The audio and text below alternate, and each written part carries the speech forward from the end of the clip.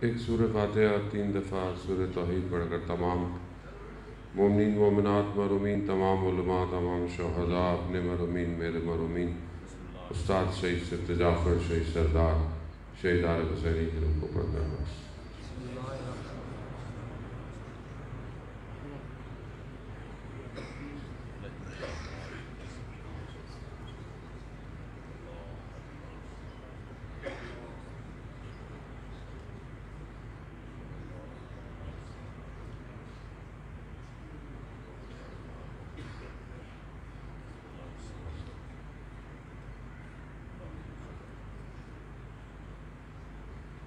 امام زمانہ کی سلامتی کے لیے ایک دفعہ صلوات پیش کریں۔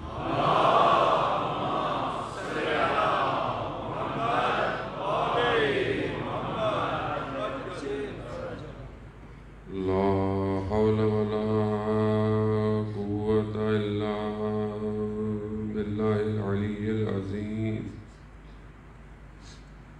حسبنا الله ونعم الوكيل، نعم المولى ونعم النصير۔ أعوذ بالله من الشيطان الرجيم، بسم الله الرحمن الرحيم۔ الحمد لله الذي يؤمن الخائفين وينجي الصالحين ويرفع المستضعفين ويزع المستكبرين ويهلك ملوكهم ويستخلف آخرين، والصلاة والسلام على رسول ثقلين محبوب رب المشرقين والمغربين، جد الحسن والحسين، نبينا سيدنا أبي القاسم محمد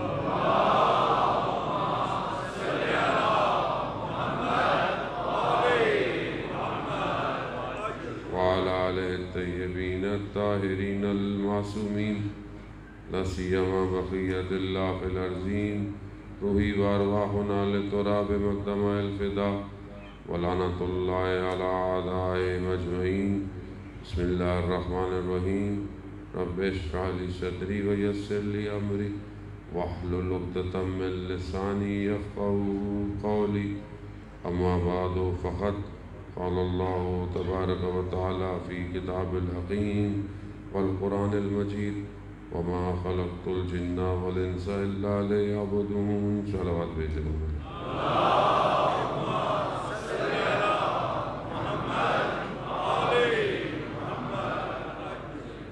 عزیزان شہید و شہداء ماہ محرم الحرام ہے، اور اسی سلسلے کی چند مجالس کی توفیق آپ مومنین کے درمیان میں، کیونکہ بہت معذرت چاہتا ہوں کہ پہلی مجلس میں ہی تاخیر ہو گئی، اور بہرحال کیونکہ پھر مجلس ہے تو مشکل ہے کہ کوشش کروں گا کہ دونوں جو ہے وہ انصاف تو نہیں کر سکتے، بہرحال جتنا حق ہو سکا ادا کریں گے۔ مجالس کا سلسلہ آپ کے یہاں بھی جاری ہے اور آپ سن بھی رہے ہیں۔ چند دن بہرحال آپ کے درمیان میں جو توفیق ہوئی ہے، زندگی ظاہر ہے بکھری ہوئی ہے، اور اس بکھری ہوئی زندگی کو سمیٹنا ہے، کیونکہ موت برحق ہے، اور آج نہیں تو کل ہم سب نے اس دنیا سے کوچ کرنا ہی ہے۔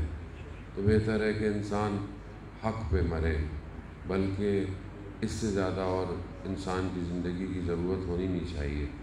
کچھ بھی کرتا ہو، کہیں پہ بھی رہتا ہو، کوئی بھی کام کرتا ہو، کسی بھی ایج کے فیکٹر میں ہو، لیکن اگر موت حق پہ نہ آئے تو سب بیکار ہو جائے گا۔ ظاہری زندگی میں انسان محنت کرتا رہے، کوشش کرتا رہے، بڑے مقام پہ پہنچ جائے، لیکن اگر انسان مرنے سے پہلے سقوط اختیار کر جائے تو یہ بہت بڑا خطرہ ہے، اور تاریخ بھری پڑی ہے ایسے لوگوں سے۔ قرآن بھی ایسے لوگوں کو بیان کر کر ہمارے لیے عبرت دکھاتا ہے۔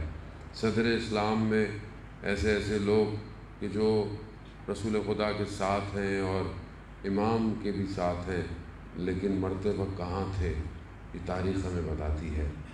ہم بھی آج جیسی زندگی گزار رہے ہیں ہمیں نہیں پتہ، قطرہ قطرہ انسان اپنے ہدف سے تھوڑا سا ہٹتا ہے اور پھر جب اختتام ہوتی ہے تو کہیں اور کھڑا ہوتا ہے۔ اسی سلسلے میں بہرحال بہت سارے موضوع ہیں جو ہمیں اس طرف جوڑ سکتے ہیں، تھوڑا سا کہ بہرحال یہ ہماری زندگی میں ایک جو مشکل ہے ہر شخص کی زیادہ تر، کہ جو یہ کہتا ہے کہ بہرحال ہماری دعائیں قبول نہیں ہوتی، اور ہم تو بہت دعائیں کرتے ہیں، مولانا صاحب 40 دفعہ عمل کر دیا، یہاں چلے گئے وہاں چلے گئے، تو بہت سارے گناہ ایسے ہیں کہ جو چیزوں کو تبدیل کر دیتے ہیں۔ ہم دعائے کمیل میں پڑھتے بھی ہیں، اللہم اغفر لی ذنوب التی تحتک الاسم، پروردگار میرے ان گناہوں کو معاف کر دے جو میری آبرو اور عزت کو ختم کر دیتے ہیں، پروردگار میرے ان گناہوں کو معاف کر دے جو تغیر النعم، یعنی جو نعمت تو نے دی ہے اسے کیا کرتے ہیں، اسے تبدیل کر دیتے ہیں۔ ہمیں محسوس نہیں ہوتا، ہماری زندگی میں یہ چھوٹی چھوٹی چیزیں انسان کی زندگی کی سب سے بڑی رکاوٹ بن جاتی ہیں۔ ایسے گناہ جو انسان کی عزت آبرو ختم کر، ایسے گناہ خدا نے نعمتیں دی ہیں، اسراف ایک ایسا گناہ ہے کہ جو نعمتوں کو تبدیل کر دیتا ہے۔ اب اسراف صرف وہ نہیں ہے کہ جس کے پاس بہت پیسہ ہے تو وہ اسراف کرے گا، ہر شخص کے پاس ایک دولت ہے، ایک سرمایہ ہے۔ سرمایہ 3 طرح کا ہے جو اللہ نے اپنے انسان کو دیا ہے، ہماری مخلوق جو ہے اس کو 3 سرمایہ۔ ایک سرمایہ جسم ہے، سب کو دیا ہے اللہ نے، انسان اپنے جسم کا خیال بھی رکھتا ہے، یہ اس کا سرمایہ ہے، جس کا جسم اچھا ہوتا ہے بیماریوں سے بھی وہ مقابلہ کرتا ہے، بہرحال زندگی میں کہیں پر اسے طاقت آزمانی پڑتی ہے، اس کا سرمایہ ہے، انسان کا بدن اس کا سرمایہ ہے۔ دوسرا سرمایہ اس کے وہ شہوات ہیں، قوہ غضبیہ، قوہ شہویہ، کہ جو اس کو دیا ہے۔ اس سرمایہ کو اگر وہ صحیح استعمال نہ کرے تو وہ جانور بن جاتا ہے۔ یہ شہوت جانور کے اندر بھی ہے، انسان کے اندر بھی ہے، اگر اسے ماڈریٹ نہ کیا جائے، اسے کنٹرول نہ کیا جائے، انسان کو جانور بنا دیتا ہے۔ غضب بھی اصل میں قوہ ہے، ایک طاقت ہے، لیکن کہاں استعمال کرنی ہے کہاں استعمال نہیں کرنی اسے کون بتائے گا؟ اسے پروردگار ہی بتائے گا، کیونکہ ٹوٹلی اگر آپ اپنے کہیں کہ میں غصے کو مار دوں تو پھر ظلم کے مقابلے میں آپ کیسے کھڑے ہوں گے؟ غصہ اگر آپ کو ظلم کے مقابلے میں کرنا تو کیا کریں گے وہاں پہ؟ وہ ظاہر ہے آپ حضرت عیسیٰ علیہ السلام کو جب ہم کہتے ہیں کہ جی اگر کوئی تعلیمات ان کی ایسی ہیں کہ اگر کوئی دائیں طرف آپ کو تھپڑ مار دے تو اپنا بایاں بھی کر دو، جبکہ ہم لوگوں کے یہاں کیا ہے، مولا فرماتے ہیں کہ پتھر جہاں سے ہے اسے وہیں لوٹا دیا کرو۔ تو غضب ہوگا تب آپ ڈیفینڈ کریں گے، تو اگر اس کو کنٹرول نہیں کیا، جانور ہے انسان۔ آپ دیکھیں میں اپنی زندگی میں آپ کو تو کچھ سروار نہیں کہہ سکتا، نہ کسی کو کہہ سکتا ہے آدمی، تو میں عام حادی حالت میں مثال کے طور پر بہت اچھا ہوں، لیکن جہاں کوئی چیز میرے فیصلوں کے مطابق نہ ہو، گھر میں، کہیں روڈ پہ، کہیں سڑک، کوئی بھی جگہ ہو سکتی جہاں میرا کنٹرول ہو، وہاں اچانک سے کوئی چیز میرے غضب کو چھیڑ دے تو میں جانور بن جاتا ہوں، میں ایک دم باہر آ جاؤں گا، دوسرا جو اندر بیٹھا ہوا ہے وہ انسان تعجب کرتا ہے، اپنے آپ سے تعجب کرتا ہے۔ اور یہ روزمرہ ہماری زندگی میں ہو رہا ہے، ہم اس کو سمجھتے نہیں ہیں۔ تو یہ دوسرا سرمایہ ہے جسے خدا نے انسان کو دیا ہے، اس پہ خیر بہت گفتگو ہے، شاید جتنا وقت ملا کریں گے۔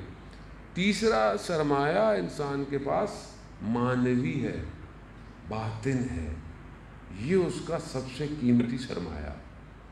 اگر وہ اس سرمایہ کو صحیح طرح لے کے جائے گا تو وہ کامیاب ہو جائے گا۔ بدن ضعیف ہو جائے، گر جائے، بیمار ہو جائے، انسان ایک ایسے ایج میں آ جائے جہاں اس کے یہ قوے جو اندر کے ہیں ان کو استعمال نہ کر پائے، لیکن اگر باطن اس کا صحیح ہے تو اس کا خاتمہ خیر میں ہو سکتا ہے۔ ہم اپنے ظاہری بدن کو اچھا کھانا کھلائیں، خوراک دیں، اچھے لباس پہنیں، اچھے کپڑے پہنیں، وہ ضرور ہے، صاف ستھرے رہیں آپ، ضروری ہے، لیکن آج دنیا اسی ظاہر کو بنانے میں سارا خرچہ کر رہی ہے، اور اسی ظاہر کے لیے آپ دیکھیں پورا کارپوریٹ سسٹم، پوری کمپنیاں، ہر چیز کیا ہے، سوشل میڈیا کا دور ہے، جوان آپ سب بیٹھے ہوئے ہیں، اب انسان برانڈنگ کے اندر چلا گیا، کپڑے ایسے ہوں، شرٹ ایسی ہو، گھڑی ایسی ہو، جوتے ایسے ہوں. اب یہ ذہن کو جو بنایا جا رہا ہے یہ باطن تھوڑی بنایا جا رہا ہے، تو ظاہر ہے. یعنی اس کا ظاہری چیز کو اتنا خوبصورت کر دیا جائے کہ وہ اپنے باطن سے غافل ہو جائے. اور آج دنیا یہی کر رہی ہے. دنیا اس کے اس ظاہر کو چھیننے کی پوری کوشش میں ہے کہ اس کو اتنا مٹیریلسٹک کر دو کہ یہ اپنے باطن کی طرف توجہ ہی نہ دے. ٹھیک ہے، آج ہماری زندگی میں دوڑ کس چیز کی ہے؟ ظاہر کی ہے. مطلب اگر یہ آج ایک چیز میٹرلسٹک میرے پاس ہے تو کل دوسری ہونی چاہیے، پرسوں. کارپوریٹ بھی اتنی ہی کوشش کر رہا ہے. ابھی ایک سال یا 6 مہینے گزرتے نہیں نیا فون آ جاتا ہے. اب انسان کو ٹینشن ہوتی ہے اتنی مشکل سے تو اس کو خریدا تھا، اب اگلا کہاں سے خریدوں. اور ہیں بھی ایسے کیمرے اوپر نیچے کر دیتے ہیں، تصویر کھینچتے وقت بھی سامنے والا دیکھ لیتا ہے یہ تو پرانا والا ہے، نیا والا نہیں ہے. کمپلیکس، انسان کو مادے میں کمپلیکس ڈال دیا ہے. گھڑی آدمی پہنا ہوا اسمارٹ واچ کرے نہیں تو پرانا والا جنریشن، نیا والا نہیں ہے. کمپلیکس جوتا، اس کمپلیکس میں مادے میں پھنسا دیا ہے خاص طور پہ نئی نسل کو. اتنی کمپلیکس میں ہے کہ میں خود حیران ہوتا ہوں. بعض اوقات لوگ ہماری بھی تصویر کھینچتے ہیں جب، تو میں نے دیکھا وہ فلٹر کے ساتھ کھینچ رہا ہوتا ہے آدمی. اتنا کیا کمپلیکس ہے بھائی؟ جو حقیقت ہے وہی دیکھو. جو حقیقت ہے اس کو دیکھنے سے کیوں بھاگ رہے ہو؟ کیوں شرما رہے ہو حقیقت سے؟ اور یہ پھر ظاہر ہے، باطن تو خدا نے پردہ ڈالا ہوا ہے. اگر باطن آپ کے کیمرے پہ آ جائے آپ اپنے کیمرے کا اسکرین خود توڑ دیں گے. ایسی ہے جانے محترم.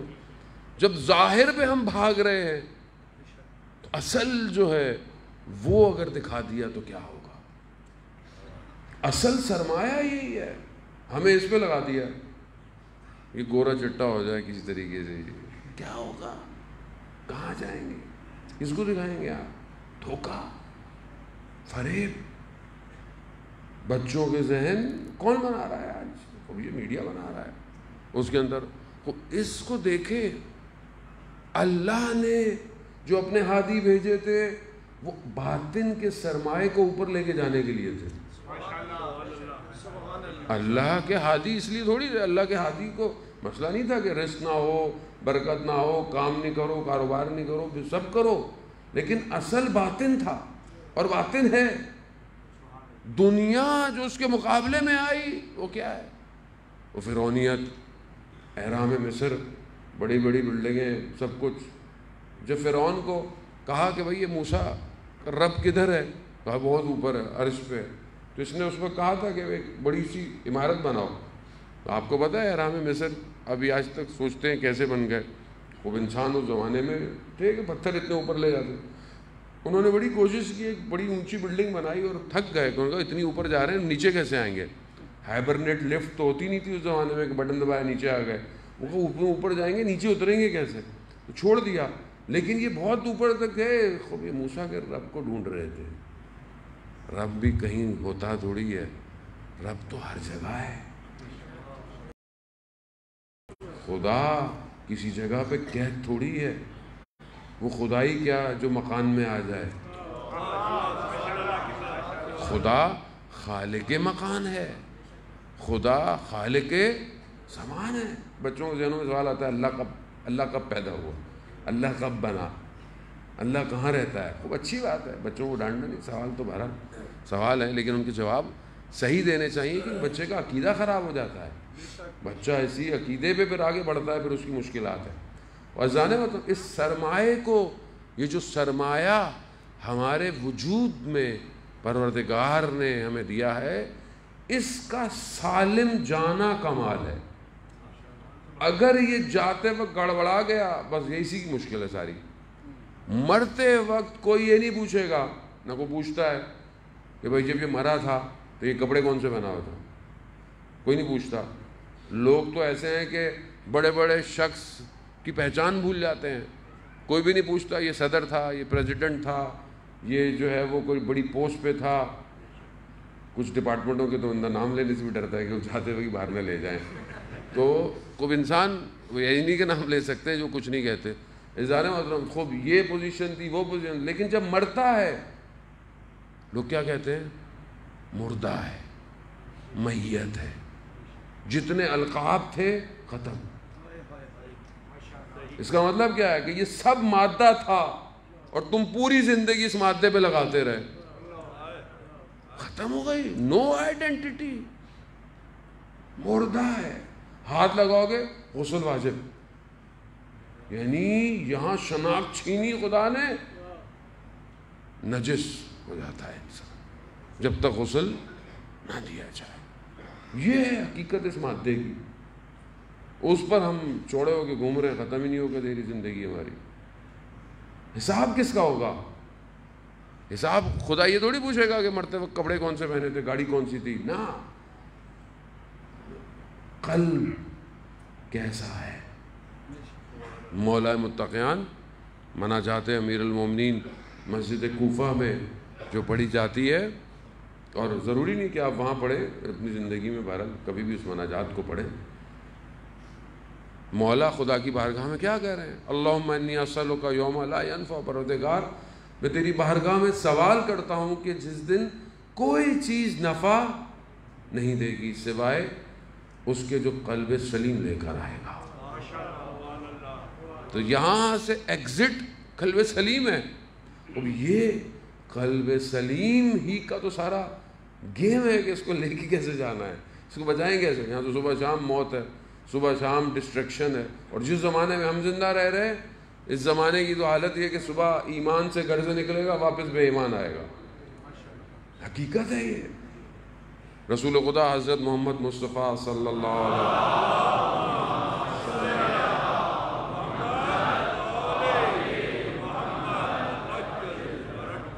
رسول خدا نے آخری زمانے کے بارے میں اپنے اصحاب کے کہا کہ ایک زمانہ آئے گا کہ امر بالمعروف کرنا، یعنی نیکی کی تبلیغ کرنا، نیکی کے لیے کہنا مشکل ہو جائے گا، یعنی آسان نہیں ہوگا. تو اصحاب نے کہا یا رسول اللہ ایسا زمانہ آئے گا؟ تو کہا کہ منکر کو روکنا مشکل ہو جائے گا، یعنی نہیں منکر کرنا مشکل ہو جائے گا. کہا یا رسول اللہ یعنی ایسا زمانہ آئے گا؟ کہا معروف، منکر جو ہے وہ معروف میں بدل جائے گا، یعنی برائی اچھائی ہو جائے گی. یا رسول اللہ. اور آج آپ کے سامنے آپ کسی کو نصیحت کریں، اب گھر میں آدمی نہیں کر سکتا، باہر تو دور کیا، تو اپنے بچوں کو، اولاد کو اب گھر میں کر کے دیکھ لیں آپ نصیحت. اور جو معاشرہ ہے اس میں برائی کرنے والا تو بڑے طریقے سے برائی بھی کرتا ہے اور دنیا کو بتا بھی رہا ہے. چوری کر رہا ہے دنیا کے سامنے، جھوٹ بول رہا ہے دنیا کے سامنے، بے حجاب، بے پردگی، بے ہودگی معاشرے میں، یہ تو اچھائی ہے. اور اسی معاشرے میں رہے ہیں آپ کے سامنے، اور کتنا انتظار کریں گے آخری زمانے کا. آج جو ٹی وی میڈیا میں ہو رہا ہے، نہ کہ باہر، یہیں پہ باہر تو چھوڑ دیں، یہاں برائی کرنے والا کھلے عام خوشی سے برائی کر رہا ہے.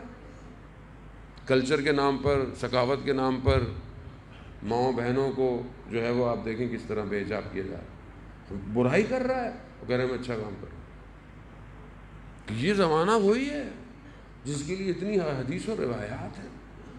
اس میں قلب کو بچانا بہت مشکل ہے. اور اگر خدا انسان پہ کرم نہ کرے، انسان نہیں بچ سکتا.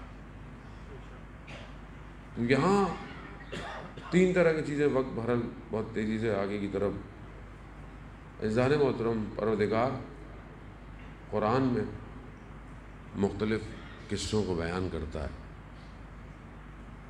تین چیزیں کہ جس کے لیے خود سید الشہداء بھی فرماتے ہیں، انسان یا تو رشد کرتا ہے، یعنی اوپر کی طرف جائے گا، آگے کی طرف بڑھے، یا پھر راکد ہے، رکا ہوا ہے، اور تیسرا منحوت ہے، یعنی حبوط، یعنی نیچے کی طرف گرا ہوا ہے۔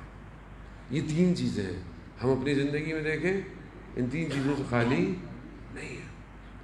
امام حسین علیہ السلام، اللہم صلی علی محمد، امام نے بعض خط لکھے لوگوں کو جو امام کے فرامین ہیں، اس میں امام نے کہا کہ میں تمہیں اس راستے کی طرف ہدایت دینا چاہتا ہوں تاکہ تم رشد کرو۔ جو امام کے ساتھ شامل ہو گیا وہ رشد کر گیا، جس میں سے بہترین مثال حضرت بر کی ہے، یعنی رشد کر گیا، یعنی آگے کی طرف نکل گیا۔ ایک راکد ہے، یعنی وہیں کھڑا ہوا ہے، نہ آگے جا رہا ہے۔ امام نے کئی لوگوں خط لکھے، کئی لوگوں بولا، نہ انہوں نے دشمن کا ساتھ دیا نہ امام کا، لیکن راکد ہونا مقدمہ ہوتا ہے گرنے کے لیے، یعنی انسان جب تباہی کی طرف گرے۔ کچھ لوگ تھے جو امام کو جانتے تھے، امام کو سمجھتے تھے، مگر امام کے مقابلے میں آ گئے۔ یہ تین طرح کے کردار ہیں جو کربلا کے آس پاس موجود ہے۔ ہم اپنی زندگی میں دیکھیں، ہم رشد کر رہے ہیں، راکد ہیں، کہ خدا نخواستہ نیچے گر رہے ہیں۔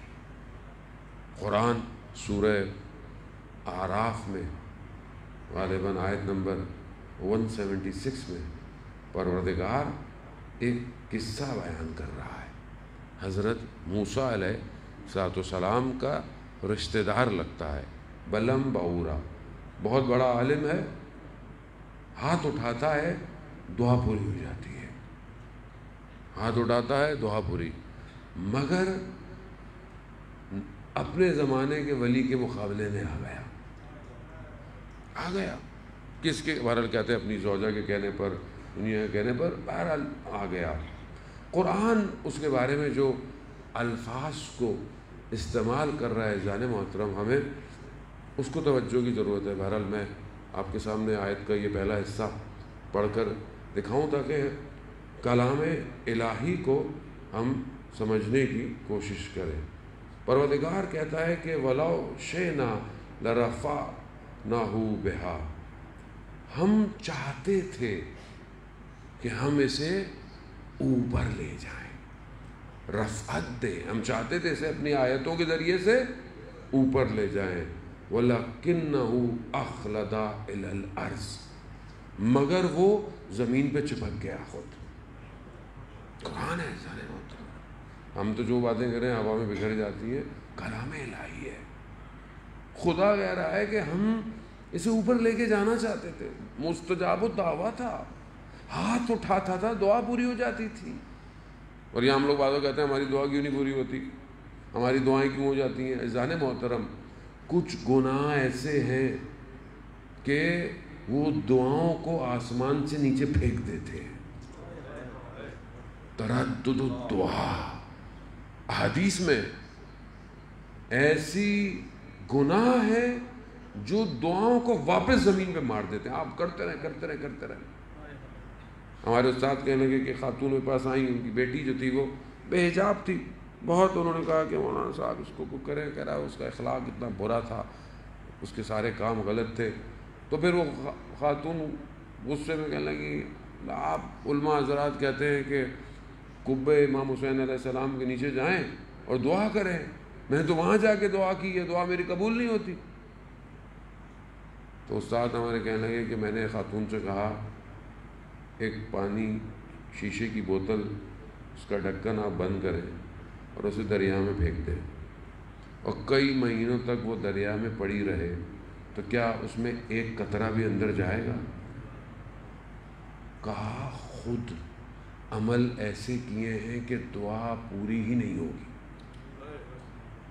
وہ انسان ہوتا، پھر انسان خدا کی بارگاہ میں شکوے کرتا ہے۔ خود تو اپنا عمل دیکھے، خدا کہہ رہا ہے ہم اس کو اوپر لے کے جانا چاہتے تھے، رفعت دینا چاہتے تھے، مگر یہ خود زمین پہ چپک گیا۔ خب رفعت، رشد، چپکنا، راقد، اور پھر نہ صرف چپکا بلکہ تباہی کی طرف چلا گیا۔ وَاتَّبَعَ هَوَاهُ، یعنی اس نے اپنی خواہشات کی اتباع کی، شیطان کی. ایک قصہ ہے، اس آیت کافی طولانی ہے، ایک قصہ ہے، تینوں سچویشن کو یہ ڈیفائن کر رہا ہے. ہمیں بھی خدا اوپر لے کے جانا چاہتا ہے. خدا اپنی ہر مخلوق سے محبت کرتا ہے. ایسا نہیں کہ خدا فلانے سے محبت کرتا ہے تو فلانے سے نہ. خدا کے یہاں رنگ اور نسل اور زبان اور خدا کی مخلوق ہے. خدا اپنی مخلوق سے اتنی محبت کرتا ہے کہ بہانے دیتا ہے اس کو، کہ ایک بہانے کے ذریعے سے بس اس کو میں معاف کر دوں، کوئی اس کو ایک بہانہ دے دوں میں. لیکن انسان خود اپنے حدود کو توڑنے کی کوشش میں، اگر مجھے میرے حال پہ چھوڑ دیا جائے میں برباد ہو جاؤں گا، کنفرم ہے. میں نے اپنا خود جو ہے وہ اپنا اسکین جو کرتا رہتا ہوں، اہل بیت کرم کرتے، اسکین کرتا رہے انسان، اپنے آپ کو اسکین کرنا چاہیے. میں نے دیکھا کہ اگر میرے حال پہ چھوڑ دینا خدا تو میں دوسرے دن برباد ہوں. یہ اس نے کرم کیا ہوا ہے جو مجھے بچایا ہوا ہے. میری غلطی کو مجھے دکھا دیتا ہے، شرمندہ ہو جاتا ہوں، یہ کیا کیا میں نے. تھوڑی دیر بعد انسان ہے، انسان ظاہر ہے، انسان سے غلطی ہوتی ہے، زبان سے ہو گئی، ذہن سے ہو گئی، فوراً خدا کہتا ہے یہ تم نے غلط کیا ہے. کمال یہ ہے فوراً جھک جاؤ، فوراً ٹھیک نہیں بنے، کھڑے رہنا ہے. زندگی میں بھی ایسا ہی ہے. میں نے آپ سے کچھ بات کی، آپ مجھ سے ناراض ہو جائے، دوستی کر لیں، کیا ہے، معافی مانگ لیں، انسان ختم تو نہیں ہو جاتا. یہی پریکٹیکل لائف کی امپلیمنٹیشن انسان کے سول پر افیکٹ کرتی ہے. جب انسان ظاہری طور پر اپنے آپ کو سخت رکھا ہوا ہو، کچھ نہیں کر سکتا. بہرحال آیت اللہ غلام رضا یزدی بہت بڑے عالم دین تھے. حتیٰ بڑے بڑے علماء جو تھے وہ نجف کے اندر آیت اللہ بروجردی اور جتنے بڑے بڑے ان کو جانتے تھے. اگر قم میں رہتے تو بڑے بڑے مراجع تقلید بن سکتے تھے، لیکن انہوں نے اپنے آپ کو روکا نہیں. وہ شہر شہر، گاؤں گاؤں، ملک ملک تبلیغ کرتے رہے. ایک دن بہت تھکے ہوئے تبز مصر سے آئے، خراسان پہنچے تو وہاں کوئی بوڑھا شخص تھا. اس نے کہا کہ ہمارا قریب میں گاؤں ہے اور محرم شروع ہو گیا ہے اور امام بارگاہ کی چراغ روشن نہیں ہے کیونکہ کوئی پڑھنے والا نہیں ہے. تو کہا میں چلتا ہوں. اتنی بڑی شخصیت تھی حالانکہ. کہا میں چلتا ہوں. تو شخص نے کہا ابھی تو آپ پہنچے ہیں، کم از کم حرم امام رضا میں جا کے زیارت تو کر لیں.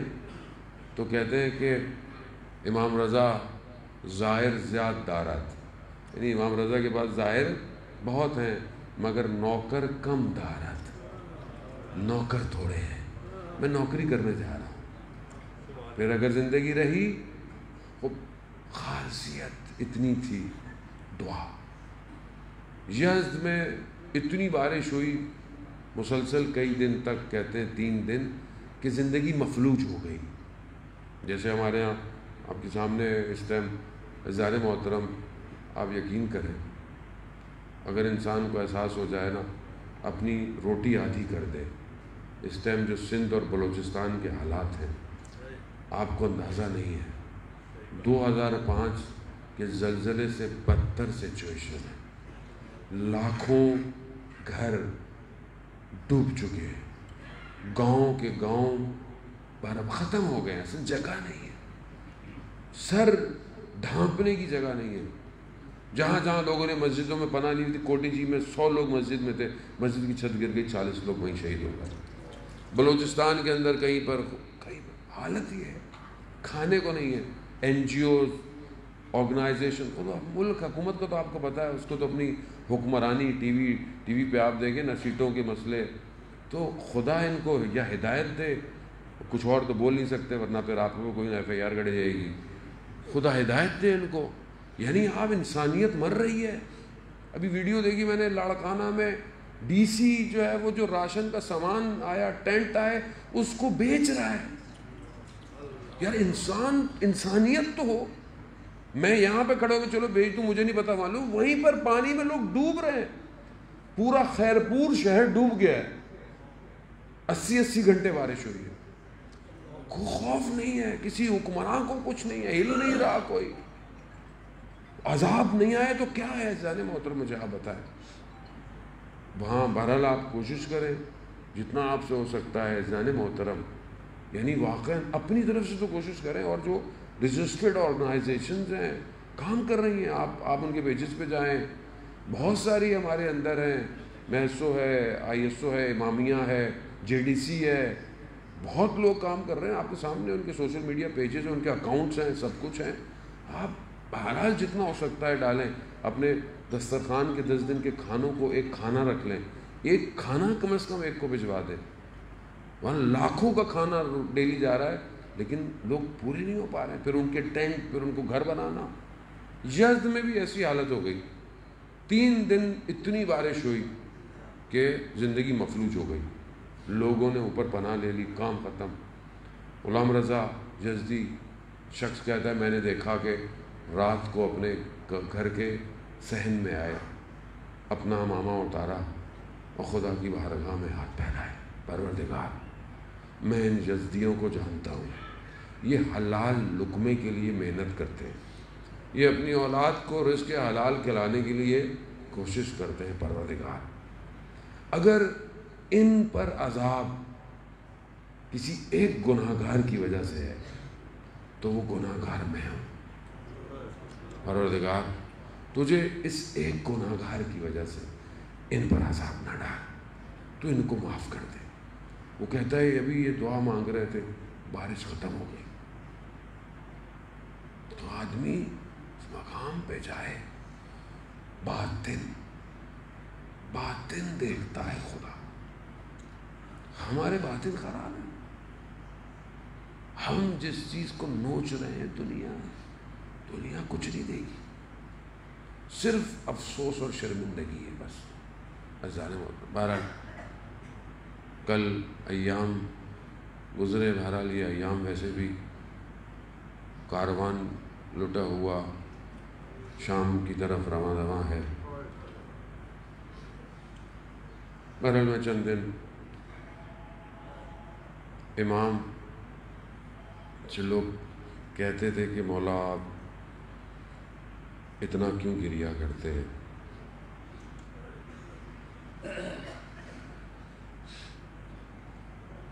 پینتیس سال 30 سال سے زیادہ کا عرصہ بہت ہوتا ہے مولا، بس کر دیں، کتنا روئیں گے. امام نے کہا، فرمایا کہ حضرت یعقوب کا ایک یوسف کھویا تھا. حضرت یعقوب جانتے تھے کہ حضرت یوسف زندہ ہے، مگر کیونکہ دور تھے گریا اتنا کیا آنکھیں سفید ہو گئی. میرے سامنے میرے 18 یوسف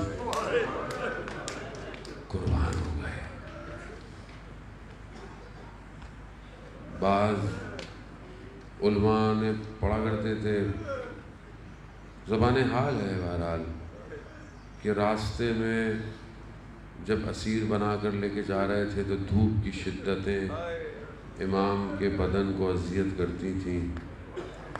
اگر کوئی سائبان تھا تو یہ 18 سر نیزوں پہ تھے. کیوں نہ روئے سجاد، جس کا سائبان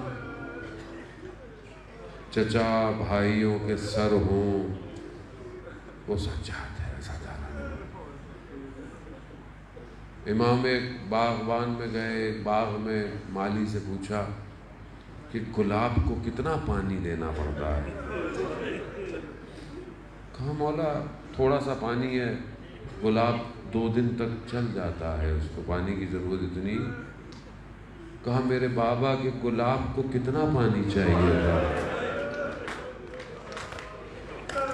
علی اصغر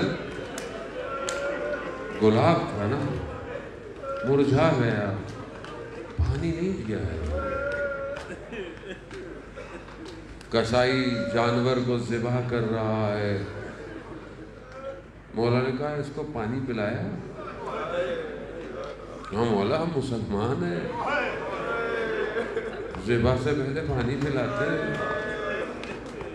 مولا زمین پہ بیٹھ گئے. کہا وہ کیسے مسلمان تھے؟ میرے بابا کو پانی نہیں پلایا انہوں نے. خدا آپ کو اس کا اجر دے. عزادارہ ہم لوگ کیا روئیں گے جو سید السجاد نے گریا ہے؟ کھانا لاتے تھے تو مولا روتے تھے، پانی پلاؤ تو مولا روتے تھے. ہم مولا آپ زمین پہ کیوں سوتے ہیں؟ آپ بستر پہ کیوں نہیں سوتے؟ زمین پر آپ لیٹتے ہیں. کہا میرے بابا کو بھوکا اور پیاسا مار دیا، میں آرام کیسے کروں؟ عزاداران محترم، خب یہ سختیاں امام کی آپ سنتے رہے. ایام اعزاء کے تھے. بہرحال میں تو تبرکاً آپ کی خدمت میں عرض کیا. امام کے لیے سب سے سخت، گو کہ باقی لوگوں نے تو پھر کربلا میں اپنی شہادتیں دے دی، مگر امام پورے راستے شہید ہوتے رہے، پورے راستے شہید ہوتے رہے. جب امام کو زہر دیا، امام کو غسل کفن دے رہے تھے، تو امام باقر علیہ السلام سے پوچھا کہ یہ آپ کے بابا کے کندھوں پہ نشان کیسے تھے؟ امام خود فرماتے ہیں کہ میرے بابا کے گلے میں لوہے کا توق تھا. دھوپ سورج کی جب گرمی پڑتی تھی نا تو یہ گرم ہو جاتا ہے. امام نے ایک دفعہ عمر ابن سعد لعین سے کہا کہ مجھے امامے کا کپڑا کاٹ کے دے دو. کہا یہ توق اذیت کرتا ہے. کہا جیسے ہی ہٹایا تازہ خون نکلنا شروع ہو گیا. عزاداران تو یہ سب سختیاں امام کرتے رہے. مگر جب امام سے پوچھا کہ سب سے سخت کیا تھا تو مولا کہتے ہیں ہائے شام، ہائے شام، ہائے شام. مولا شام میں ایسا کیا ہوا؟ راوی کہتا ہے میں شام میں داخل ہوا، میں نے دیکھا لوگ رنگ برنگے کپڑے پہنے، عید کا سماں ہے، لاکھوں کی تعداد بیان ہوتی ہے کہ شام کے اندر میلہ لگا ہوا. اس نے کہا کوئی تہوار تو نہیں؟ پوچھا یہ کیا ہے؟ کہا کچھ باغی تھے مارے گئے اور کچھ کو اسیر بنا کے لایا ہے. عزاداران محترم، بس وہ کہتا ہے میں نے دیکھا، جب میں نے سر نیزے پر دیکھے تو میں نے کہا یہ تو جانے پہچانے چہرے ہیں. میں جیسے آگے جب میری امام کو دیکھا میں نے کہا مولا یہ کیا ہو گیا؟ امام نے کہا کہ کچھ پیسے ہیں جن کے ہاتھوں میں نیزے ہیں، ان کو دو اور ان سے کہو کہ آگے کی طرف جائیں تاکہ لوگوں کی نگاہیں میرے اہل حرم پر نہ پڑے. عزاداران محترم، خب یہ امام کے لیے بڑا سخت تھا کہ غیر کا مجمع اور علی کی بیٹیاں بے حجاب. اللہ اکبر. بس عزاداران محترم، جب 13 محرم کو اجازت امامت سے امام کو بلایا، امام آئے، ایک ایک کر کر امام نے دفن کیا سب کو. لیکن جیسے ہی ایک بدن پہ پہنچے کہا میں اکیلا دفناؤں گا. عزاداران محترم، مقاتل کہتے ہیں کہ امام نے اپنے بابا کے بدن کو اٹھایا نہیں بلکہ ایک بوری رکھی، اپنے بابا کے بدن کو سمیٹا، اٹھایا، کربلا کی سرزمین میں رکھا. کہا تو کتنی خوش قسمت ہے، حسین ابن علی تمہارے درمیان میں ہے، کٹی ہوئی رگیں ہیں، سر نہیں ہے کہ روئے قبلہ کیا جائے. امام نے مٹی ڈالی ہے، پھر ٹوٹی ہوئی نیزوں اور تیروں کو ہٹانا شروع کیا. کہا مولا کیا ڈھونڈتے ہیں؟ کہا ایک کٹی ہوئی انگلی ہے.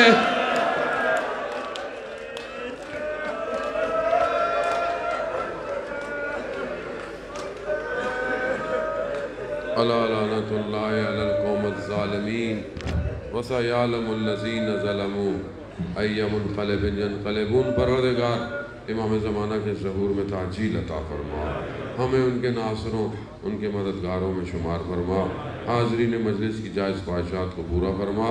پروردگار خاص طور پہ یہ سیلاب میں آپ بھی کوشش کریں، باہر بھی انہوں نے امداد کے لیے باکس لگایا ہے، جتنا ہو سکے جہاں ہو سکے میں نے عرض کیا اس کو سنجیدہ لیں، اور بے شک اپنی ایک روٹی روز کی 10 دن تک حد اقل کم کر دیں، مگر ان سیلاب زدگان کی مدد کریں۔